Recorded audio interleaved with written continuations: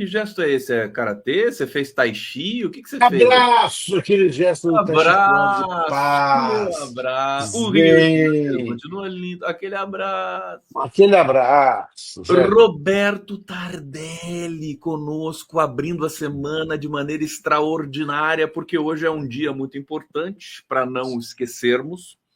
31 de março, o dia que o Roberto Tardelli vai lançar o livro dele. Tá com o livro na mão aí?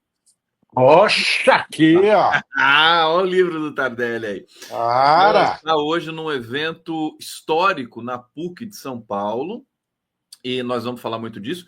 Por isso que o Tardelli está aqui hoje também, para convidar todos. Está aberto para o público lá, o Tardelli? Condetes do universo do sistema solar. Bom dia a todas e todos e todes.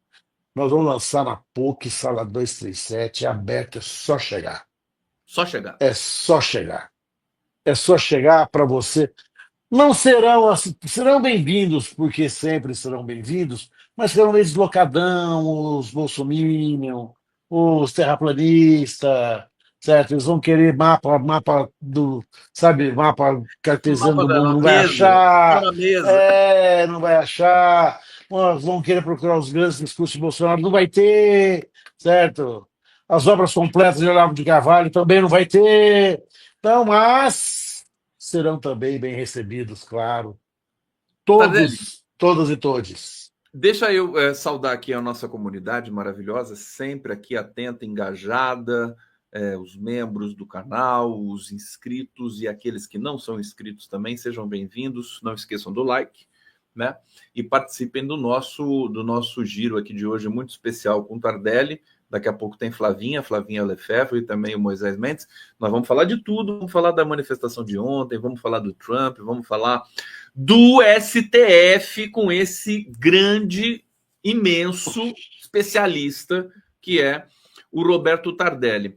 Tardelli, eu acho que eu estou muito aflito com a posição do Fux no STF. Você pode me consolar, por favor, com relação a isso? Olha, o STF tem que pensar que o STF age por maioria. Né?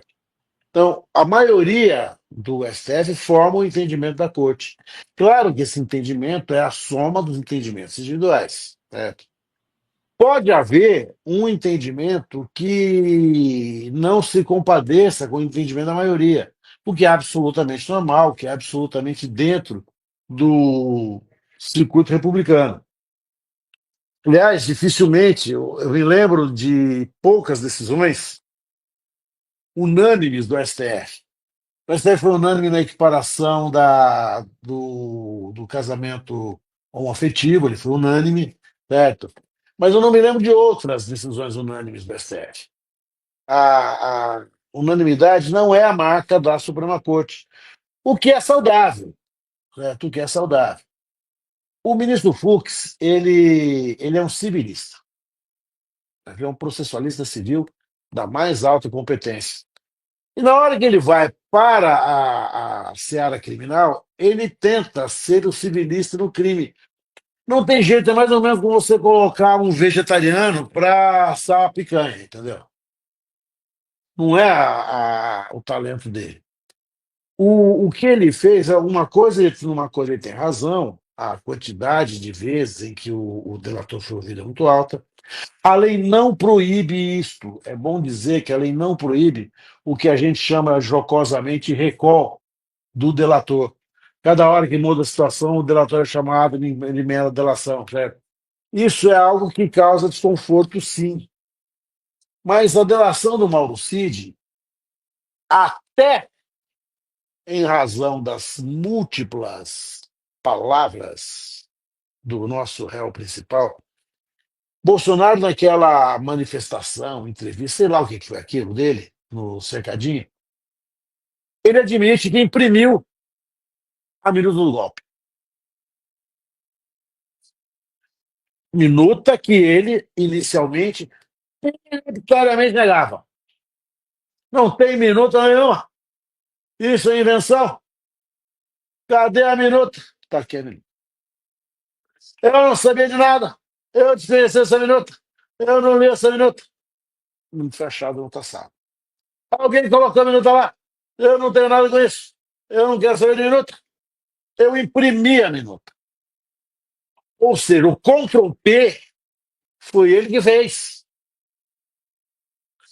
Ora, se ele fez, ele sabia de tudo. Fui para ver o que a pessoa imprimir, para ver o que está escrito na minuta. Se é uma minuta que não tem sentido nenhum, vai isso para lá. Mais uma situação dele agora aparecendo, querendo ser todo carinhoso. Ele é um manipulador, todo educadinho, Bolsonaro paz e amor. O que ele acaba admitindo? Que ele convocou a reunião para discutir estado de sítio, quando não havia nenhuma circunstância autorizadora disso. É como se o Lula o fizesse. Olha, eu convidei dentro das 4 linhas, que dá as 4 linhas. Acho que as 4 linhas dele é um emaranhado, é uma maçaroca de linha, certo? Que das quais tem 4 pontas para algum lugar. Mas, de fato e de fundo, ele admite que convocou os chefes militares. Ou seja, ele imprimiu a minuta do golpe. Ele convocou os chefes militares, porque ele mesmo disse que ele perdeu a eleição e ficou sem rumo. As expressões deles, que ele perde a eleição porque é sem rumo. Lembra quando ele pintou um clima com as meninas venezuelanas? É. Ele ficou sem rumo agora. Ele está admitindo de tal sorte que eu acho que daqui a pouco ele desemprega o Mauro Cid. O Mauro Cid vai ficar desempregado, porque o Bolsonaro vai tomar o lugar dele. Você está multado, você está multado. Eu estou multado, olha só que coisa absurda. Por que você me multou, Tarek? Por que você fez Porque eu essa queria intriga? fazer leitura labial desses Tem teus que ler lábios os tão lábios. Quando ternos. tiver multado aqui, É. deficientes auditivos. É o seguinte, deixa eu te fazer uma pergunta que eu percebi, a comunidade percebeu, uma certa inflexão na compreensão do STF de todo esse processo do golpe.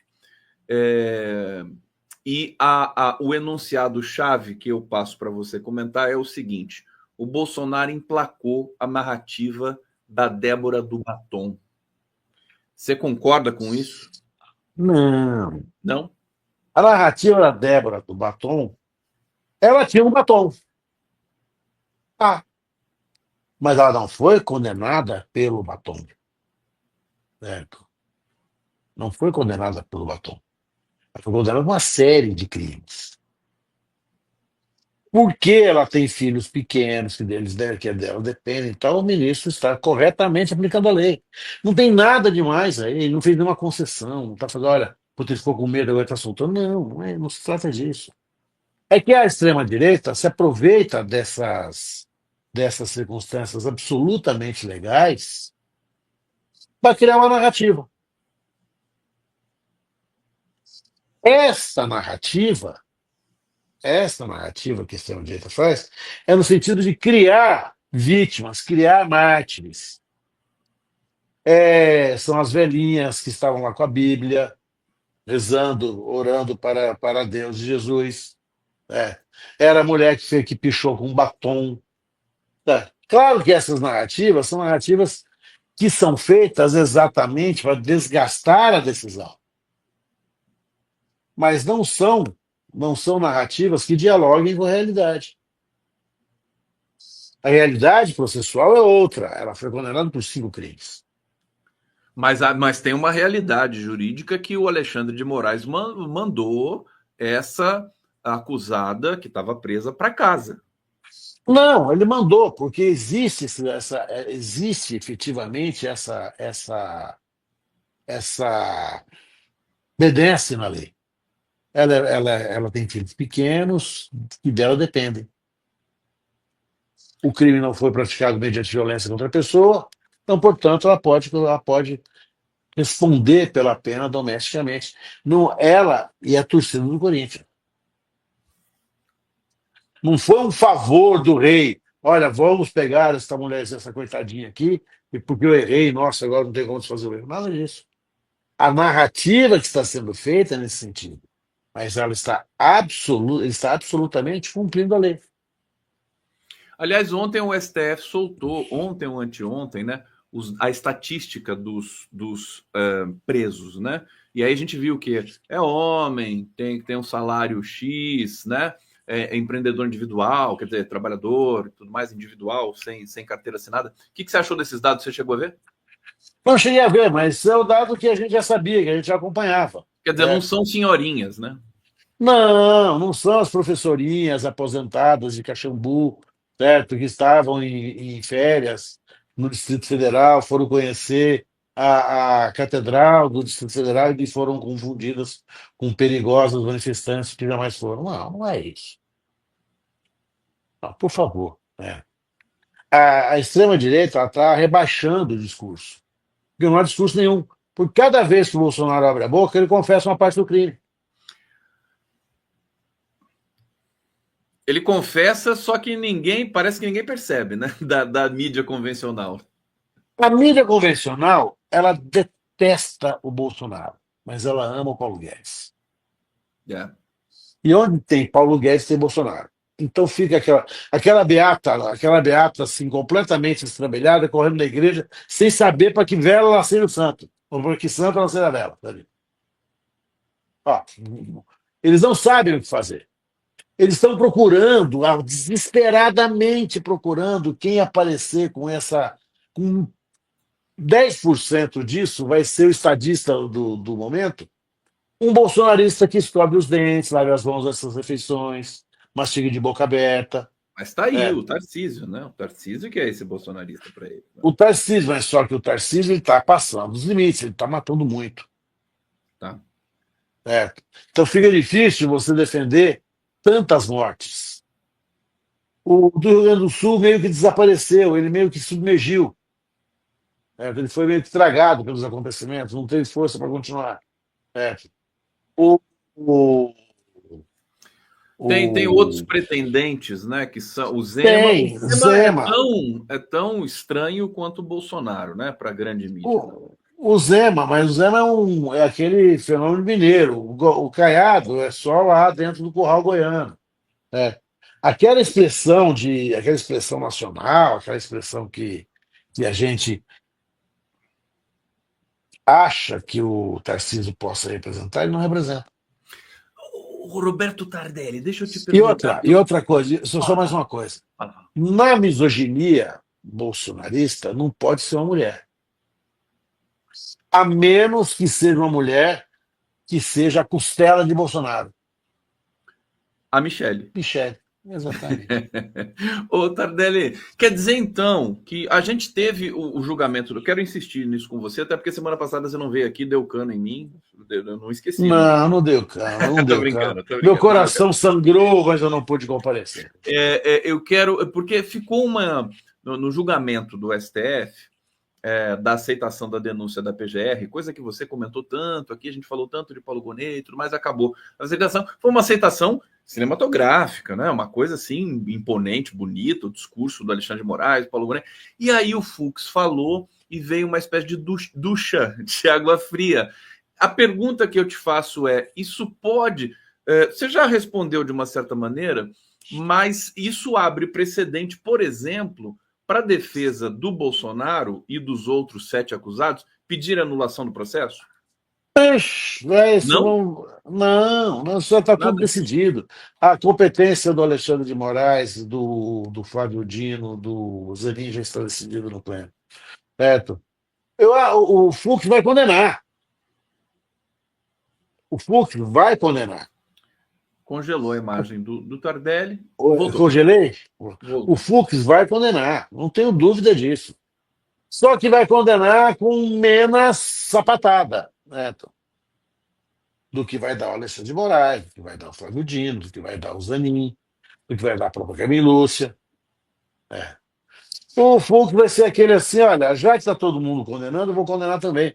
Mas ele não vai ser um voto divergente, ele não vai absolver o Bolsonaro, Porque porque assim, eu acho que eu estou entendendo o que você está falando. Desculpa te interromper, mas só abriria margem para uma contestação se fosse um voto divergente, é isso?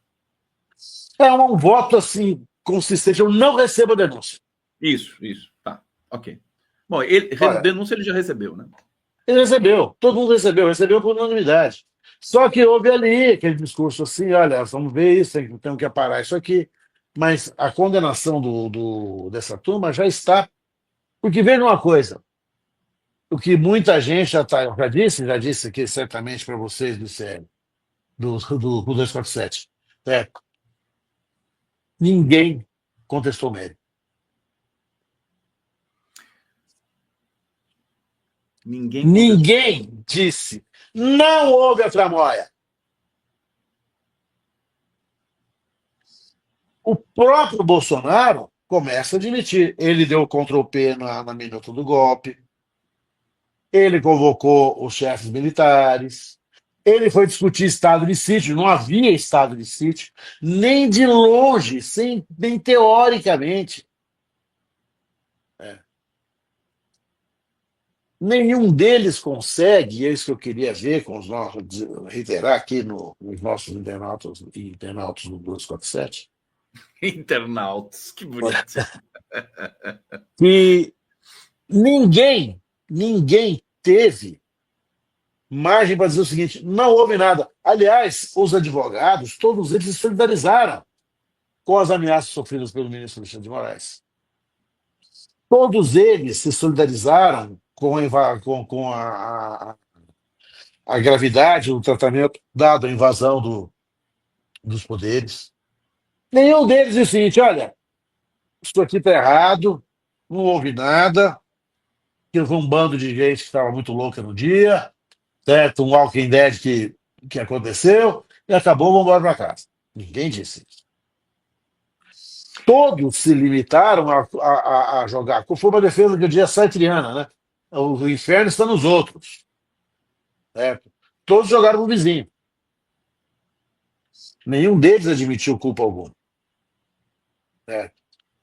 Agora, ninguém contestou a existência de uma tentativa de golpe. Esse que é o ponto. Ninguém contestou. Mesmo Demóstenes Torres, que eu tinha curiosidade em vê-lo, porque o Demóstenes Torres ele foi procurador-geral de Justiça de Goiás, foi senador. Na discussão, no julgamento histórico do Supremo, também, esse por unanimidade que estou me lembrando agora, das cotas raciais, ele foi um dos que encaminhou o voto contra as cotas.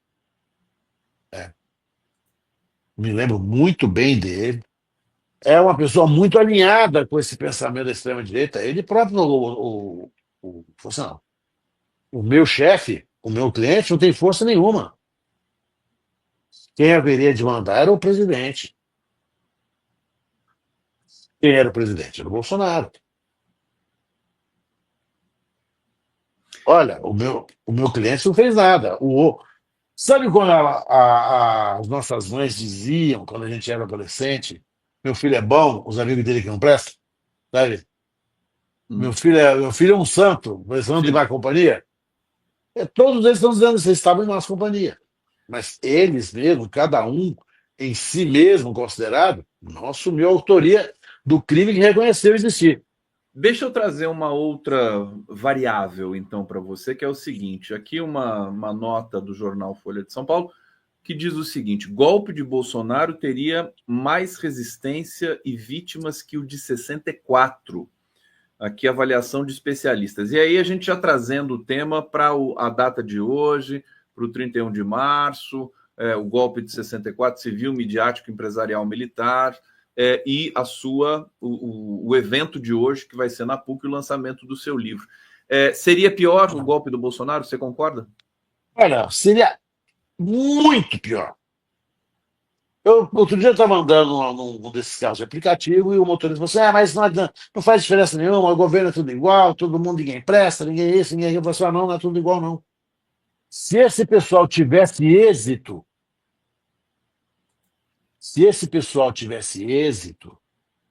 primeira coisa que você perderia seria o acesso universal e gratuito à saúde. Eles iam privatizar a saúde.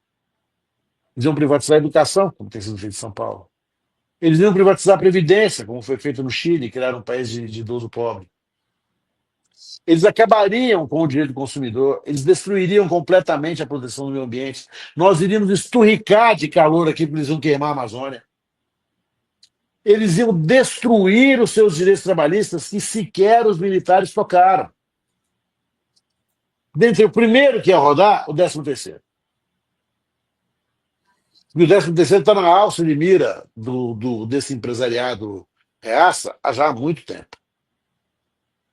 Hora extra, 13º, intervalo de jornada, jornada de trabalho, férias remuneradas, terço de férias remunerada, né?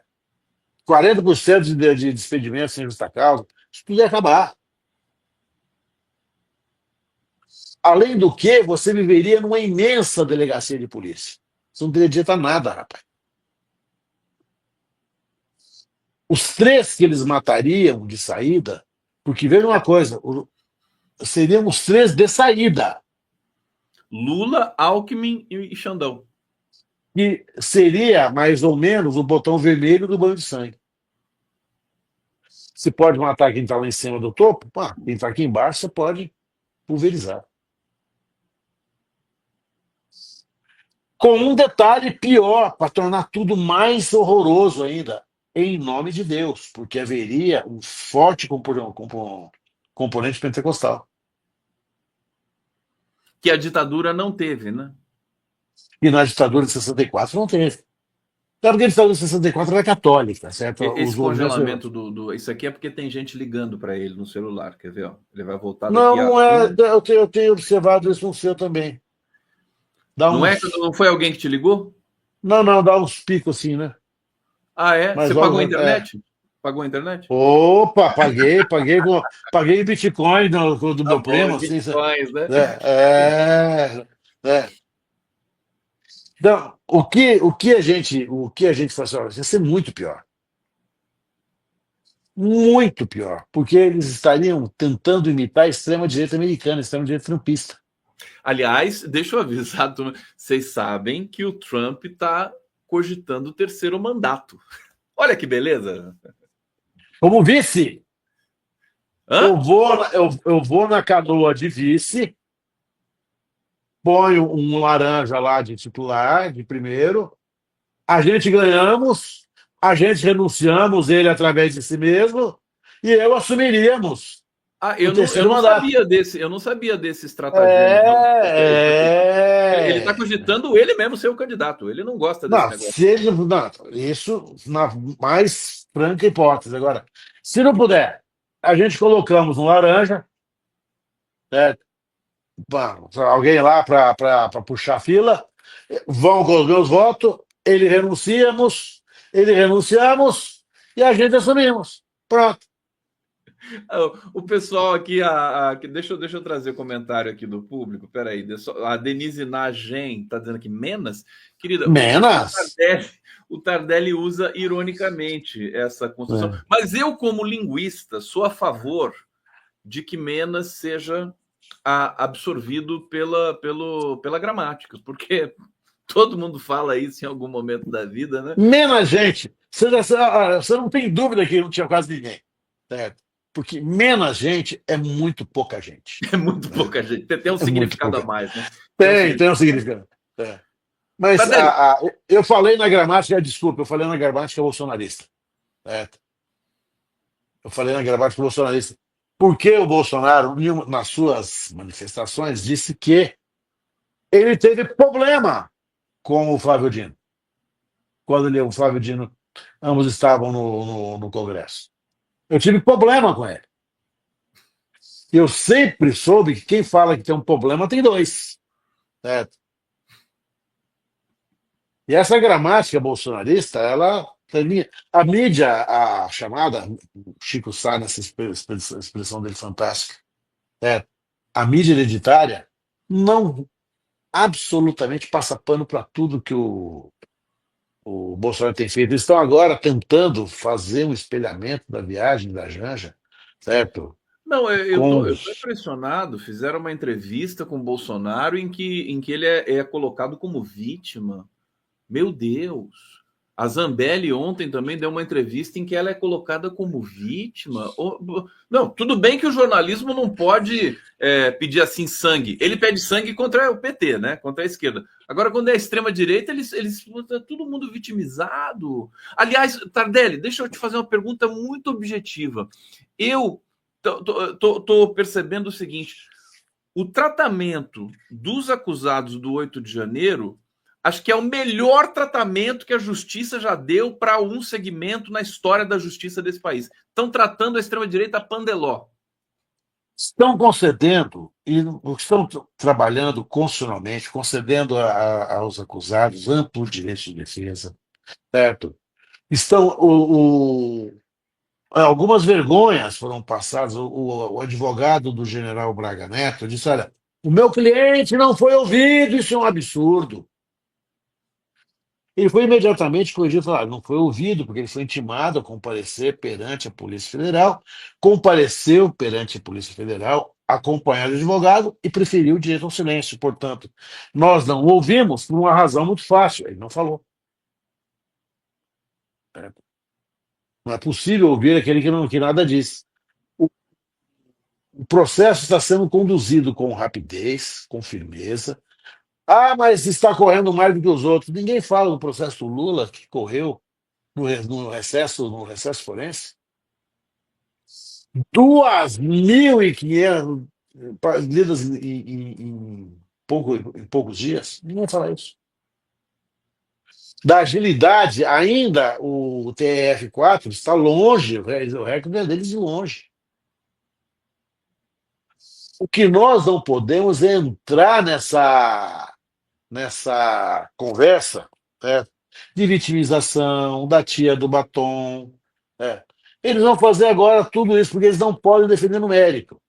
Nenhum deles, lembremos-nos, queridas, queridos e querides, nenhum deles disse: não houve crime, não houve nada.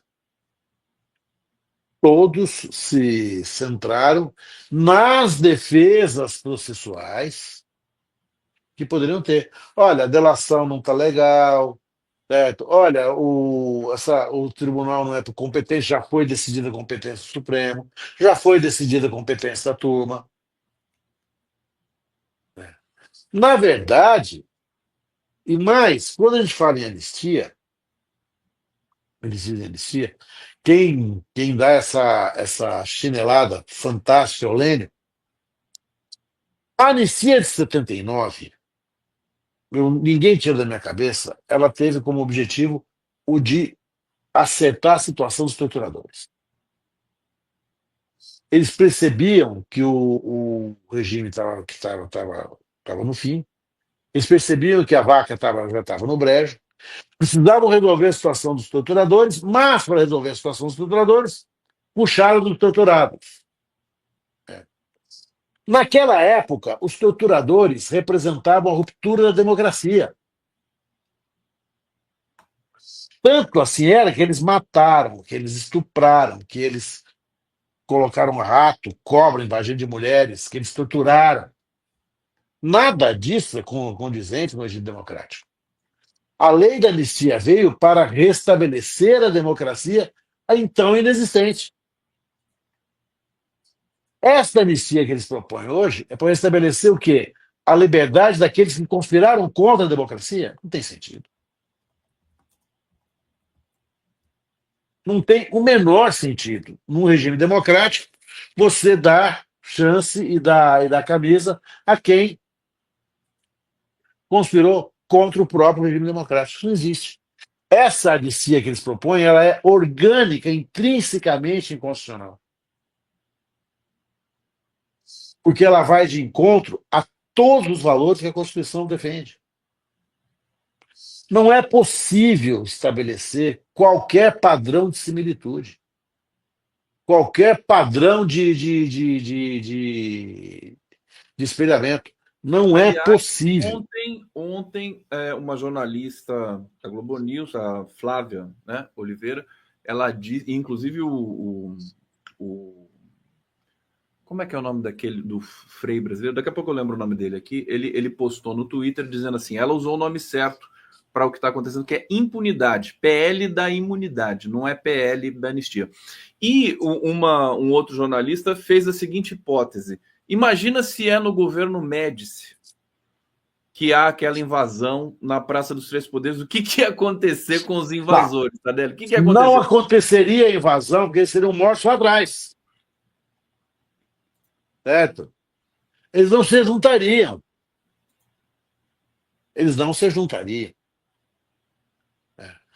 Antes da invasão, houve quase uma explosão no aeroporto de Brasília. Antes da explosão do aeroporto de Brasília, houve a queima na Polícia Federal. Antes da queima na Polícia Federal, houve um presidente que chamou embaixadores do mundo todo, embaixadores de países periféricos, para dizer que o sistema eleitoral brasileiro não era confiável e que ele estava sendo roubado na eleição. Antes, houve um presidente que disse que não aceitaria outro resultado senão a vitória dele já no primeiro turno. Oh, não precisamos de Mauro Cid. O Mauro Cid dá o detalhe da coisa. Mas ele também, o próprio. Agora ele admite que o Ctrl-P da impressão da Minuto do Golpe foi dele. Na denúncia, o procurador-geral da República não disse que o Bolsonaro tinha. Provavelmente isso foi feito no Palácio Alvorada. Bolsonaro vai, dobra a posse, foi feito Alvorada, e digo mais, foi eu que imprimi. Acabou.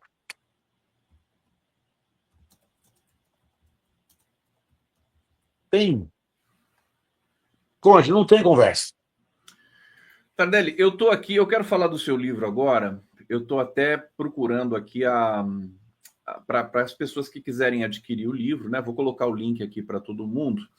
E eu recebi o livro aqui em PDF, a versão para a imprensa, e como está bonito o livro tem prefácio do Adriano Diogo, pós-fácio do Marco Aurélio de Carvalho, e aí tem... Fala um pouquinho, Tardelli, do que você selecionou, quais são os textos, a natureza dos textos, é uma reflexão, são relatos? Conta um pouquinho para a gente do teu livro. Tudo isso um pouco, são reflexões e relatos. E a reflexão maior que eu trago é que a ditadura militar não acabou para a periferia.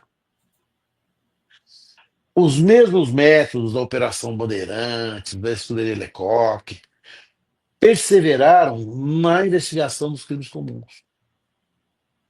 O mais grotesco da saga das famílias desaparecidas é a família reivindicar o cadáver do ente querido e não obtê-lo. Eu quero o meu cadáver, eu quero o meu despojo, eu quero o meu ossário para poder enterrar e seguir a vida, fechar o ciclo, como nós fazemos a raça humana imemorialmente. Há um tempo atrás descobriram um cemitério atribuído a Neandertais. Nós choramos dos nossos mortos. É da nossa natureza humana. Tiraram deles essa possibilidade. Isso é grotesco, isso é ignominioso, isso é inaceitável. Aliás, de uma certa maneira, o Bolsonaro também tirou isso com a Covid, né? Com o tratamento que ele deu. Sem dúvida, sem dúvida, o desrespeito ao voto, a gente sendo enterrado em vala comum e corpos empilhados. Ora, quantas mães de periferia hoje não choram o desaparecimento dos seus filhos?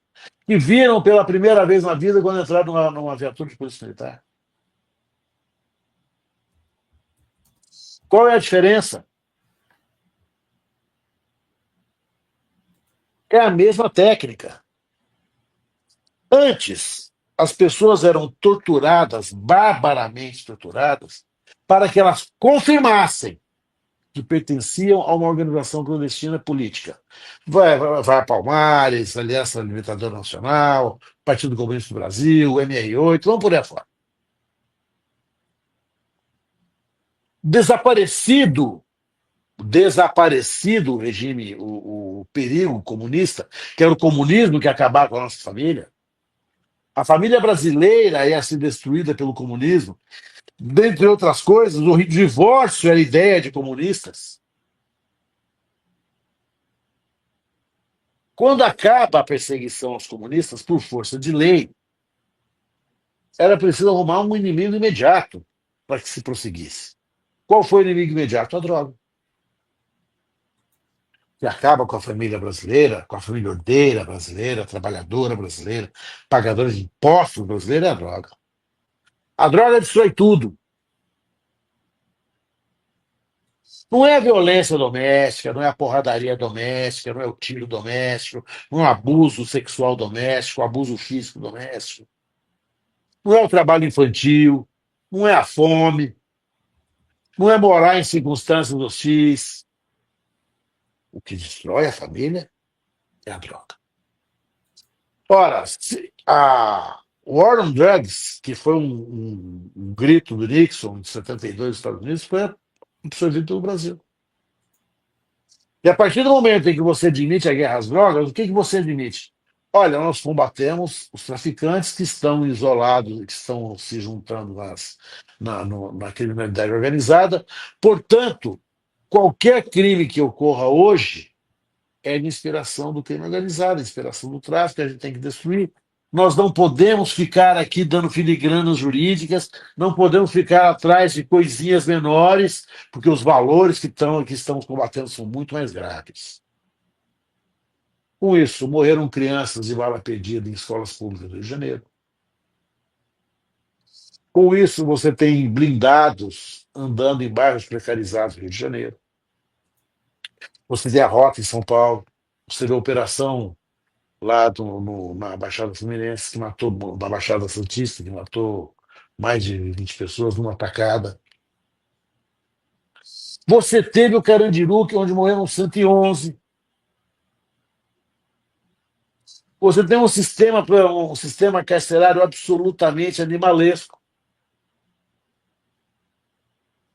em nome dessa mesma lógica, com o beneplácito do Ministério Público e do Judiciário. Não tem como. Nada disso teria acontecido se nós houvéssemos julgados aqueles torturadores de lá atrás, se eles fossem condenados, essas milícias de hoje não existiriam ou teriam muito mais dificuldade de existir. Você mandou um exemplar do teu livro pro Lewandowski? Vou mandar hoje. Vai mandar, né? É bom mandar um, né? Através de uma assessora dele muito cara. É, o, o, a questão que nós estamos enfrentando, né, é uma questão. Naquela época, eles voltaram para o distrito, voltaram para os seus quartéis e se aposentaram depois como se fossem professores. Foram jogar dominó na esquina. Aqueles caras que puseram rato, cobra, na vagina de mulheres. Eles nunca foram incomodados. Tardelli, é contundente o seu depoimento aqui. Eu ainda não li o livro, vou ler imediatamente esse livro, porque eu acho que assim, é imperdível a discussão que a gente precisa fazer quando a gente recebe a Flávia Lefebvre aqui. Olha, que maravilha, que honra. Bem-vinda. Pode abrir seu microfone aqui para dar um bom dia para a gente. Tudo bom, Flávia? Tudo bom? Bom dia, Tardelli, Conde, comunidade. Bom dia. Bom dia. Só o pessoal está perguntando aqui, onde é que eu compro o livro do Tardelli? Você compra nesse link. Nesse link da editora, aqui no hoje lá, na PUC, 19h30, certo? Não, peraí, deixa eu colocar na tela aqui o convite do evento, olha só. Peraí, deixa eu tirar essa legenda aqui. Sem anistia, nunca mais, ato público, lançamento do livro. Auditório Paulo Barros de Carvalho, sala 239 na PUC de São Paulo, nesta segunda, dia 31 de março de 2025, às 19 horas. Atrasou para 19h30? 19h30. Pode chegar lá, pode chegar às 19 horas, vamos estar lá, vamos estar assim, recebendo a todos, todas e todes. É só chegar, é só colar. Olha, vai ser histórico, todo mundo, todas as tribos. Vai ser lindo esse evento. Até bolsonaristas serão bem recebidos. Não, a gente precisa acolher, né? Esse povo aí vai ficar aí. Sim, não dá, né? Sim. Que nem fazer que nem perdido. São Paulo, né? Tem que acolher essas pessoas com carinho. Então, lógico. Beijos, querido.